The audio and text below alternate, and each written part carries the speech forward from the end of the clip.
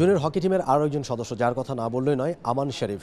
ডিফেন্সে খেলেন তিনি এবং তার একটা ভিন্ন অভিজ্ঞতা হয়েছে এবারের এই জুনিয়র এশিয়া কাপে এবং একটা বড় ইনজুরি তিনি ক্যারি করছেন এই মুহূর্তে। সেই সম্পর্কে একটু তার সাথে কথা বলতে চাই।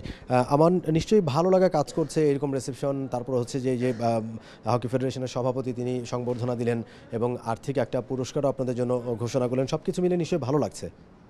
হ্যাঁ, আলহামদুলিল্লাহ। আসলে এটা আশা করা যায় না যেটা আমরা পেয়েছি এখন, যা আমাদের দেখে আফসোস লাগলো যে আমরা যখন নামলাম, আমরা যেটা আশা করলাম ওইখান থেকে ওমান থেকে যে আমরা ভালো কিছু ডিজার্ভ করবো, যে এয়ারপোর্ট থেকে বেরোবো, আমাদের জন্য হয়তো ভালো একটা গাড়ির ব্যবস্থা করা হবে, কিন্তু ওইটা কিন্তু আমরা পাইনি। দেখে আমাদের খুবই খারাপ লাগলো এই জিনিসটা। সঠিক প্যাড আর সঠিক তথ্য দিয়ে কেশু সামলে নিব এক হয়ে। Monalisa sanitary napkin. আমার আরেকটা বিষয়, আপনার এই বিষয়টা আপনাকে একটুখানি চিন্তিত করেছে, কিংবা হকির সাথে যারা সম্পৃক্ত টিমটার সবাই আসলে একটু চিন্তিত আপনাকে নিয়ে। সেটা হচ্ছে যে আপনার যে একটা ইনজুরির যে এই মুহূর্তে ক্যারি করছেন, সেটা কিভাবে হলো, কোন ম্যাচে এটা হলো এবং সেই ইনজুরি এখন কি অবস্থা আছে, এটা যদি একটু বলেন, মানে কিভাবে হলো এটা আপনার? ওটা মূলত আমাদের পাকিস্তানের সাথে ম্যাচ ছিল। ম্যাচের মধ্যে আমি রাশার মূলত যখন পেনাল্টি কর্নার পাই তখন আমি রাশে বেরোই আর কি। ওই সময় ম্যাচটা হয়েছিল, আমরা পাকিস্তানের সাথে ফাইটিং করতেছিলাম, সেকেন্ড কোয়ার্টার শেষ, তখন 2-0 গোলে আমরা ওর পাকিস্তান লিডে আছে। আমাদের টিম অনেক ভালো খেলতেছিল ওই সময়।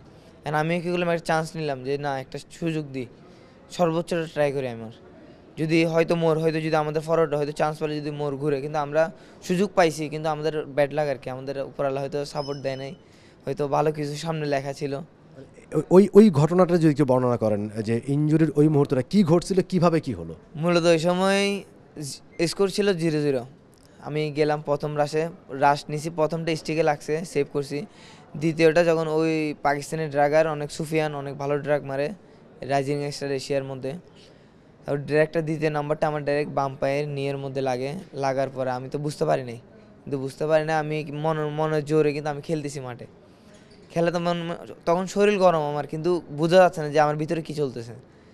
সহ্য করে নিয়েছি অতটুকু। পরে আমাদের ফিজিও জয় ভাই ছিল, জয় ভাই বললো, উনিও আমাকে বুঝতে দেয় নাই যে উনি যেহেতু আমাদের পরপর 2টা ম্যাচ ভাইটাল, মালয়েশিয়া, চায়না।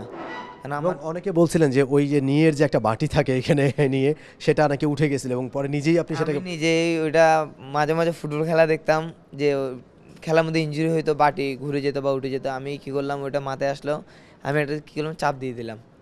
চাপ দেওয়ার সাথে সাথে আল্লাহর একটা রহমত ছিল, এটা জায়গা মতো বসে গেল আবার। ওইখানে কি কোনো ফ্র্যাকচার বা কোনো ফাটল?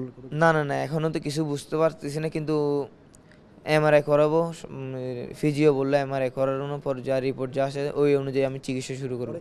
ওইভাবেই খেলেছিলেন আপনি পরে? হ্যাঁ, ওইভাবে টেপিং করে খেলা শুরু করছি, কারণ আমার কোনো অপশন ছিল না। আমার টার্গেট ছিল আমার ওয়ার্ল্ড কাপ কোয়ালিফাই করাই লাগবে, কারণ এটা আমার লাস্ট এশিয়া কাপ। হয়তো ওয়ার্ল্ড কাপ কোয়ালিফাই করলে হয়তো আমি বলতে পারবো প্রাউডলি যে আমি ওয়ার্ল্ড কাপ খেলছি বা ওয়ার্ল্ড কাপের একটা সদস্য ছিলাম।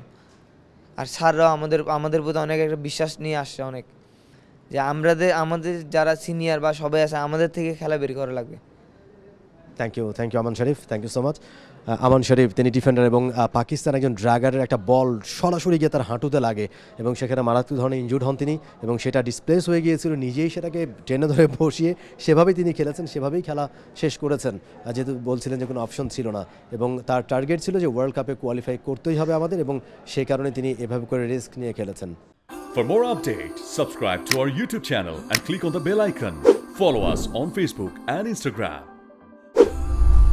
Download T-Sports app to enjoy exciting games and highlights. Visit tsports.com.